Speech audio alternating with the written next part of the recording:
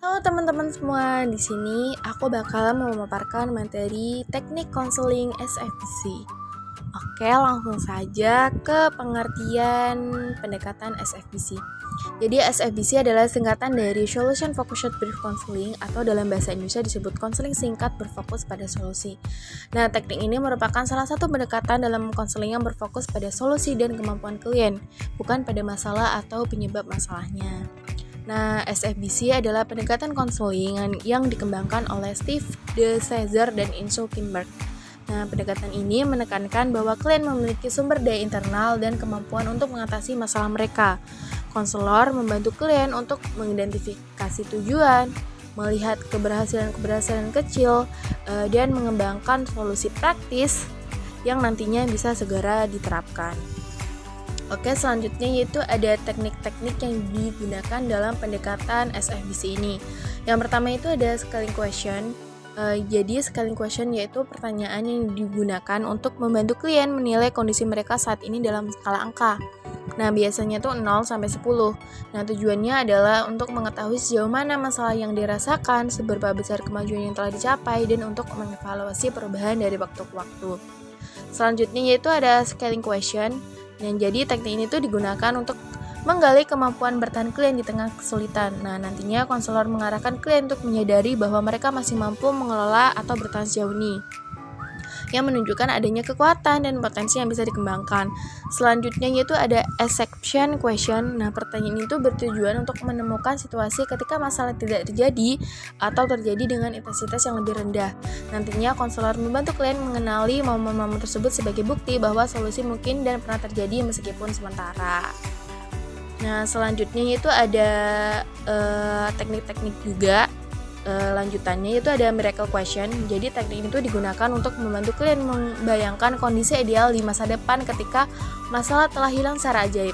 Nah, ini membuka jalan bagi klien untuk mengidentifikasi tujuan, harapan, dan perubahan yang mereka inginkan dalam hidup mereka. Selanjutnya yaitu ada scaling progress question, merupakan variasi dari scaling question yang lebih fokus pada kemajuan yang telah dibuat klien dari sesi ke sesi. Nah, konselor menggunakan teknik ini untuk memotivasi klien melihat perubahan positif yang sudah terjadi dan memperkuat arah perbaikan yang sedang berlangsung. Selanjutnya, yang terakhir itu ada goal setting. Nah, teknik itu berfungsi untuk membantu klien menetapkan tujuan yang jelas, konkret, realistis, dan dapat dicapai. Nah, tujuannya adalah agar klien memiliki arah dalam progres konseling serta termotivasi untuk melakukan tindakan nyata menuju perubahan yang sudah diharapkan. Oke, itu saja pemaparan materi dari teknik konseling SFBC. Untuk praktek konseling selanjutnya silakan menonton teman-teman semua. Terima kasih.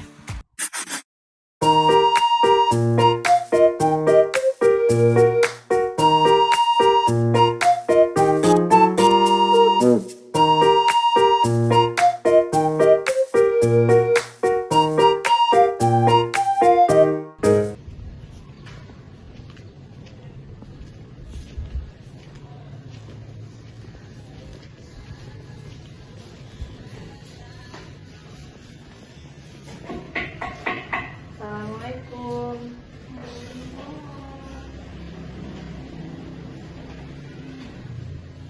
Ini yang bikin saya tadi ya Mbak ya? Iya, Bu. Oke, silakan masuk Mbak. Silakan duduk Mbak.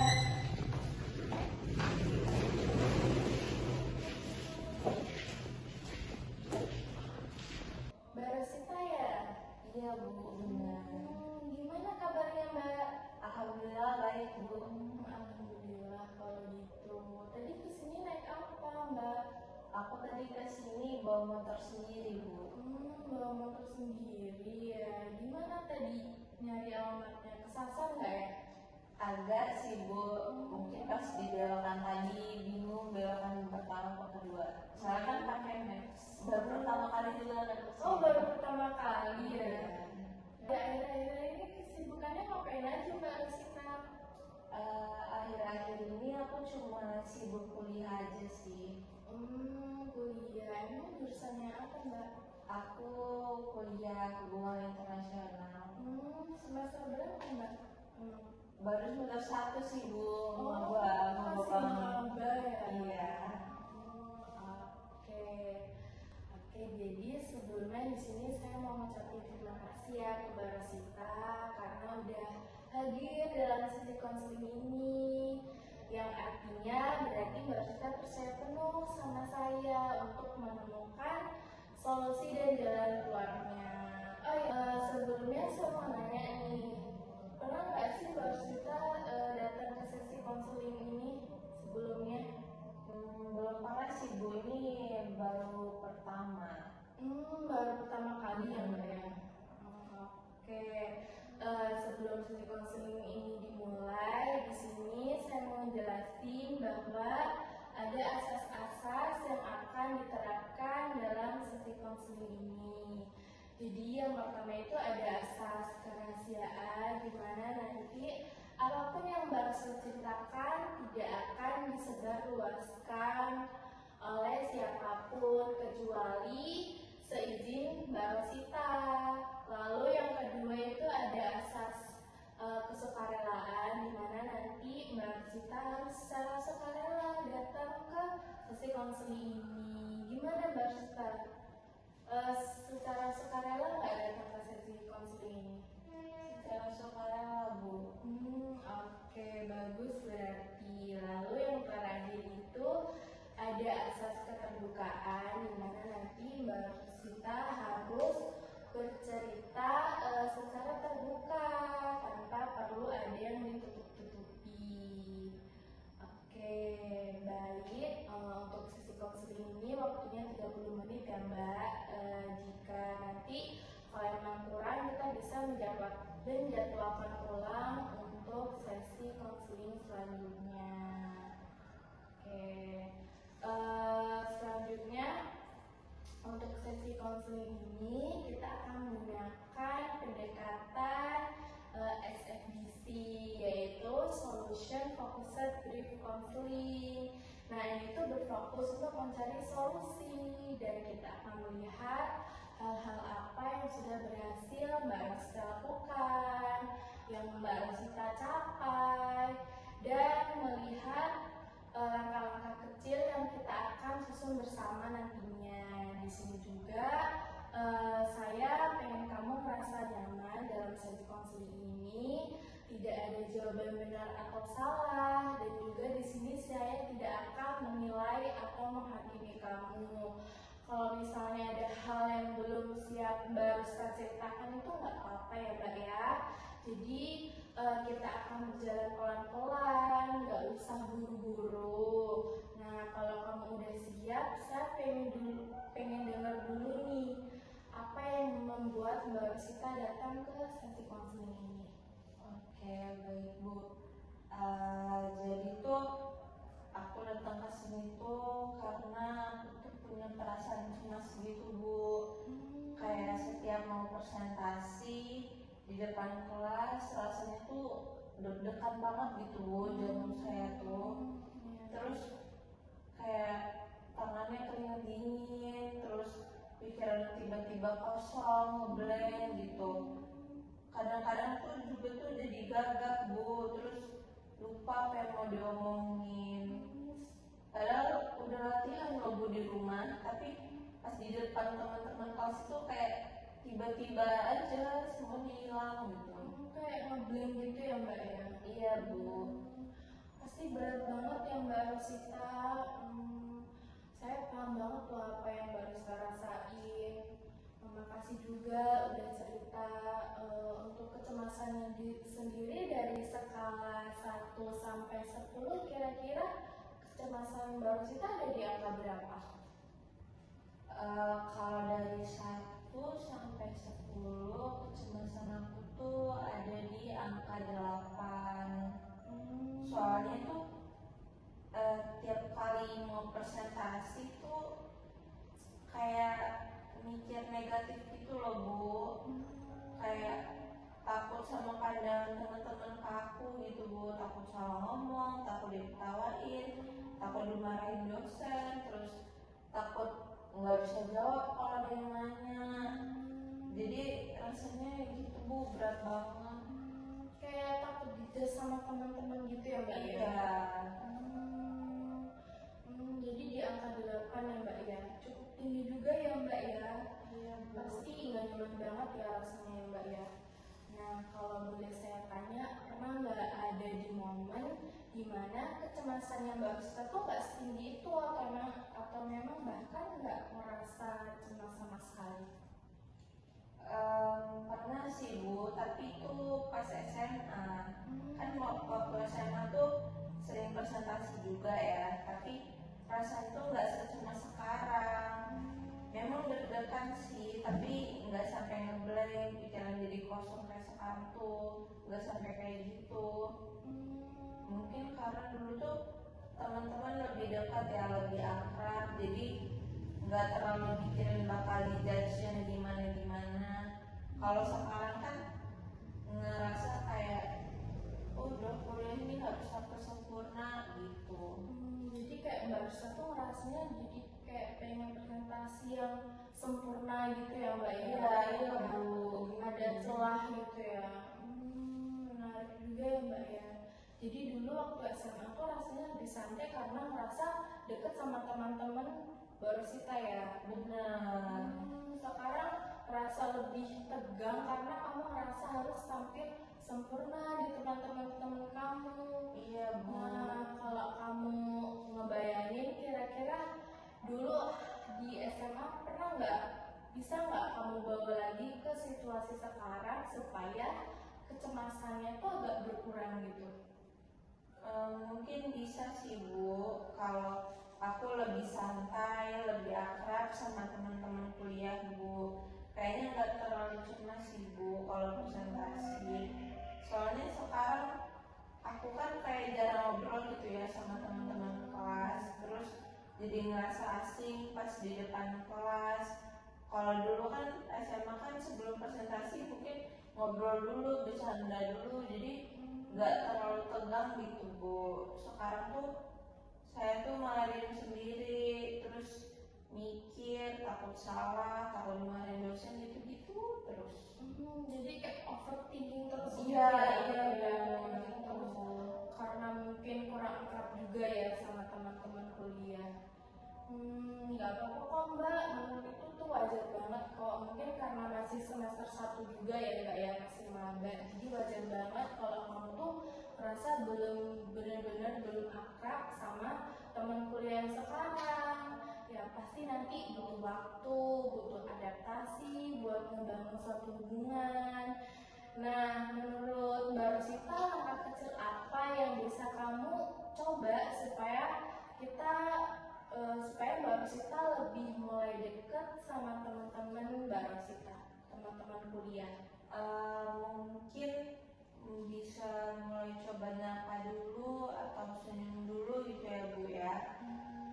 Terus kalau ketemu di kampus kayak langsung aku sapa duluan mungkin. Terus kalau ada tugas kelompok aku mau coba lebih aktif, ngajak ngobrol, nggak cuma diem aja. Soalnya kadang biasanya ya Bu ya, aku tuh kayak nunggu diajak dulu gitu loh, baru aku yang ngobrol gitu. Kalau nggak diajak nggak ngobrol. Jadi kayak kamu nunggu dipancing buat ngajak ngobrol gitu dulu ya? Iya. Itu udah langkah awal yang bagus banget sih Mbak. Nah sekarang coba bayangin ya Mbak, kalau semisal malam ini tuh tidur, terus besok pagi bangun semua kecemasannya Mbak Rista tuh hilang. Mbak Rista nggak lagi takut buat presentasi, terus Mbak Rosita bisa lebih lancar lagi presentasi tanpa takut ngeblank, takut dijudge temen, takut dimarahin dosen. Nah kira-kira hal pertama apa yang bakalan Mbak Rosita rasain? Mungkin aku bakal ngerasa lebih lega sih Bu pastinya, lebih tenang gitu. Terus pas maju ke depan aku lebih percaya diri ngomongnya, terus lancar, nggak mikir banyak salah terus aku juga bisa fokus ke materinya, nggak sibuk ke overthinking yang kayak gitu. Kedengarannya menyenangkan banget ya Mbak ya. Nah kalau misalnya kamu bisa merasa lebih tenang dan percaya diri, nggak overthinking lagi. Nah sekarang saya mau nanya permasalahan yang udah Mbak Rosita ceritain dari skala 1 sampai 10, kecemasannya Mbak Rosita di angka berapa? Sekarang dari skala 1 sampai 10 sekarang 7 sih Bu. Soalnya walaupun masih ngerasa cemas, tapi setelah ngobrol sama ibu, terus setelah semuanya aku ceritain ke ibu, itu aku ngerasa kayak agak lega gitu Bu, nggak seberat pas pertama tadi gitu. Wah, itu udah bagus banget ya Mbak Rosita, yang awalnya di angka 8 sekarang turun ke angka 7. Itu progres yang menurut saya udah bagus banget loh Mbak, yang artinya Mbak Rosita tuh udah bisa mulai pelan-pelan mengurangi rasa cemasnya Mbak Rosita. Nah, sekarang menurut Mbak Rosita, hal kecil apa yang bisa Mbak Rosita lakukan biar angkanya tuh bisa turun ke angka 6 atau bahkan ke angka 5. Nah, nggak perlu langsung hal yang besar banget, cukup kayak langkah kecil gitu, biar Mbak Rosita tuh mungkin bisa Mbak Rosita coba dulu hal kecil apa. Kalau menurut saya Bu ya, mungkin bisa mulai dari nyapa atau senyum ke teman-teman biar ada interaksi, kayak meskipun sedikit tetap ada interaksi gitu. Terus sebelum presentasi aku mau coba bernafas, terus bilang ke diri sendiri kalau aku tuh udah cukup usaha dan kalau aku tuh bisa. Mungkin juga aku bisa latihan ngomong di depan kaca dulu sebelum presentasi, jadi ya terbiasa pelan-pelan gitu Bu. Nah, karena kamu udah mulai punya gambaran langkah kecil yang bisa Mbak Rosita lakukan, sekarang ayo kita bikin 3 langkah kecil yang bisa Mbak Rosita lakukan. Mbak Rosita mulai di minggu ini, biar kecemasannya Mbak Rosita tuh pelan-pelan mulai bisa berkurang. Nah, kamu bisa tampil lebih percaya diri saat presentasi nanti. Jadi yang pertama itu, coba nanti Mbak Rosita presentasi di depan kaca selama 5-10 menit setiap hari sambil latihan kayak ngomong perlahan, terus pelan-pelan aja Mbak, pelan-pelan aja, nggak usah buru-buru. Terus yang kedua itu Mbak Rosita bisa ajak ngobrol kayak ya gitu yang Mbak Rosita omong tadi, kayak disapa atau nanyain kabar atau gimana, atau nanyain mata kuliah nanti, gitu-gitu aja Mbak. Terus yang ketiga itu bisa Mbak Rosita tulis afirmasi positif setiap hari. Oke Bu, bakalan aku coba. Oh iya Bu, aku mau nanya. Kalau yang kata Ibu tadi kan ada kalimat afirmasi positif. Itu tuh contoh kalimatnya gimana Bu?